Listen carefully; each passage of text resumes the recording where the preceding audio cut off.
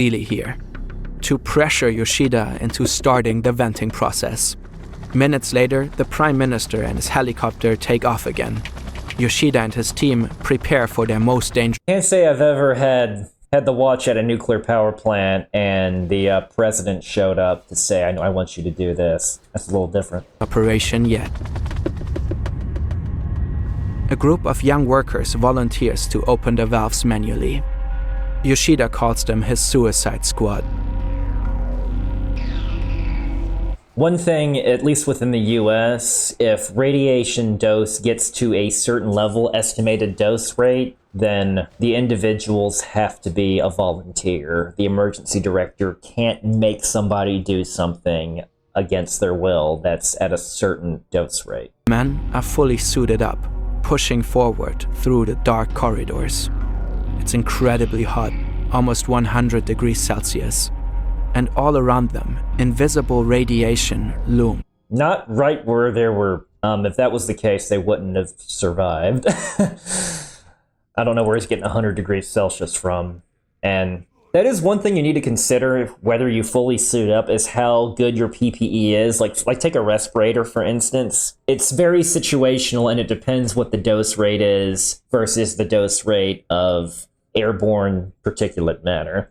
So if wearing a respirator is going to cut your dose in half, but the job's going to take 3 hours long, but the job's going to take 3 times longer to do, it isn't worth it in that case.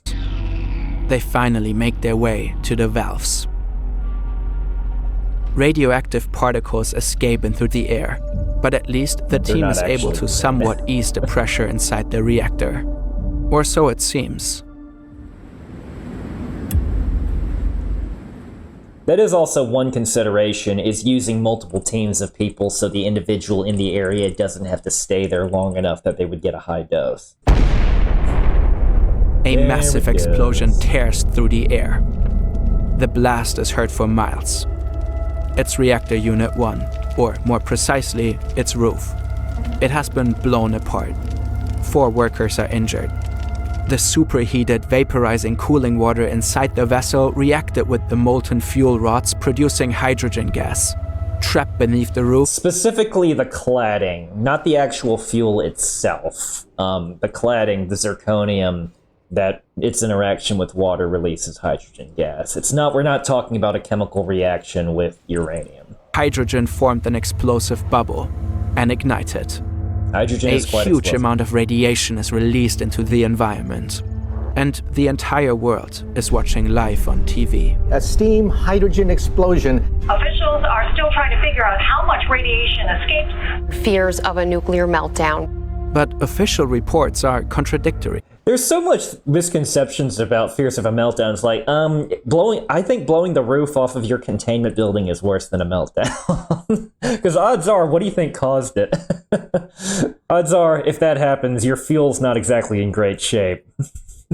Japan's Nuclear and Industrial Safety Agency NISA talks about a nuclear meltdown before the explosion has even happened. TEPCO and the Japanese government deny it. The evacuation zone is expanded to 20 kilometers.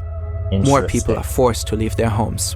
For now, the wind is pushing the radioactive cloud out onto the Pacific. But if it turns, it could blow straight towards Tokyo.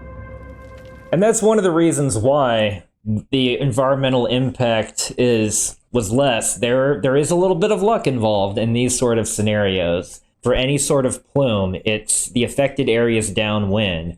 And there is a certain point where you look at a radius, but a lot of times when you look at evacuation versus shelter-in-place recommendation, you look at which way the wind's blowing. At the plant, another issue comes up.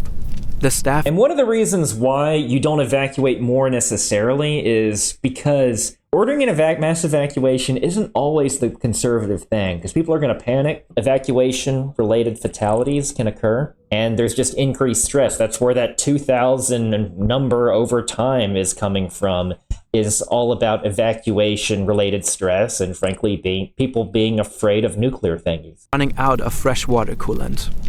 But the reactors must stay cool at all costs to prevent another explosion like the one in Unit 1. When you're in this scenario, you're going to want to use any source of coolant, regardless if it has, boric acid in or whatever, to lower the chances to continue to lower reactivity. I mean, the reactor's already shut down at this point. Basically, any water is better than no water. You would even have fire water from fire hydrants, for instance. 冷却水がなくなりました。海水注入を開始します。Yeah, Yoshida makes a critical decision to use seawater for cooling. Fire trucks start pumping seawater into the reactor cores.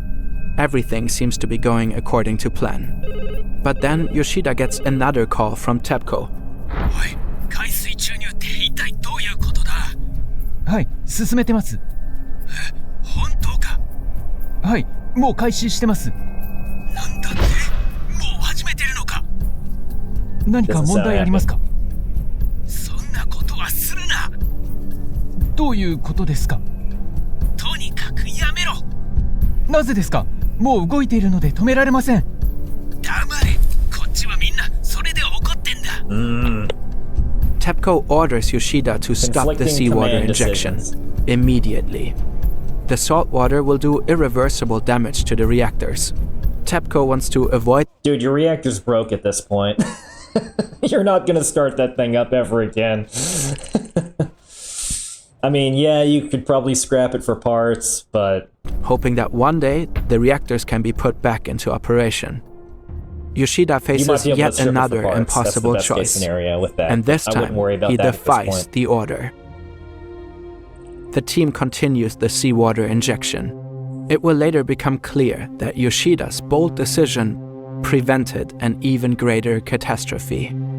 Slowly but steadily, the reactor temperatures begin to drop.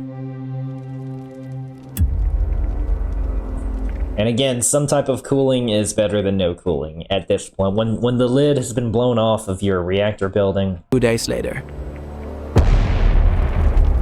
Reactor 3 is rocked by a hydrogen explosion similar to that in Unit 1. 本部、災害、災害。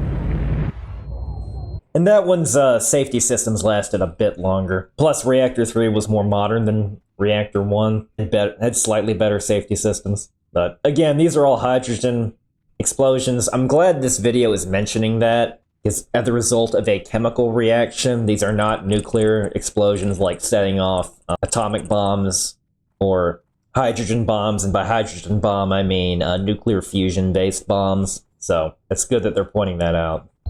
Just moments before the blast, Yoshida had sent some of his men to check on Reactor 3. Now he's riddled with guilt. Did he just send them straight to death? Yoshida has the sinking feeling he may never make it out of there alive. He bows before his team to apologize for his bad judgment. But with the very next breath, he asks them for their help again, fully aware of the incredible risk they are taking. Yeah. He is moved by how many of them agree to keep going. The cooling efforts continue. Helicopters and concrete pumps are used to spray the salt water into the reactors. But the rising radiation levels make it increasingly difficult to get close. So, the main reason why this was so bad is you couldn't bring in... There weren't contingencies to bring in new diesels or restore off-site power quickly, because the entire area around them was destroyed by the earthquake and tsunami. Nowadays, in the US, we have remote facilities in addition to another layer of backup diesels and backup systems that are placed in elevated areas at all nuclear plants, but we also have remote facilities that they could bring in stuff, that they can bring in materials in less than 24 hours by helicopter if necessary, additional diesels so that we can essentially get the plant safety systems to be functioning again. The Geiger counters are now measuring radiation levels of 400 millisieverts per hour. So areas were at 400 millisieverts per hour. 100 millisieverts is the dose where an increased risk of cancer is evident. Not to say anything above that means you're going to get cancer automatically, but that's where the odds of that happening are greater than 0%. That's a lethal dose for human cells and comes with a dramatic increase in cancer risk. No, it's really not. The second part of that is true, but it's not a lethal dose. Lethal doses you're getting on the order of 4 to 6 sieverts. So unless you're talking about people are going to sit on this dose for 10 hours without doing anything about it, at that point you're looking at an LD 50-60, which is 50% of the population dead within 60 days. A all but guaranteed lethal dose, you're looking at 10 sieverts or 10,000 millisievert. And the day after, the bad news just keep coming. There's another explosion in Reactor 2 in the morning. This one was smaller. There was structural damage and it was less visible, but yeah. And another one in Reactor 4 in the afternoon. The wind has... And the 4 one was different because it was essentially leakage, gas leakage, hydrogen from Unit 3, which is, to me, is a baffling design choice to not keep your units isolated.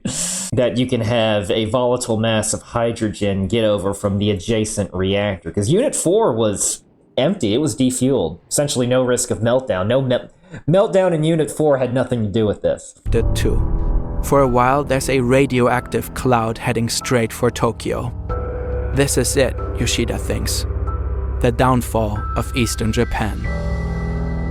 Or time to make an adjustment to your protective action recommendations. Don't just be all dramatic.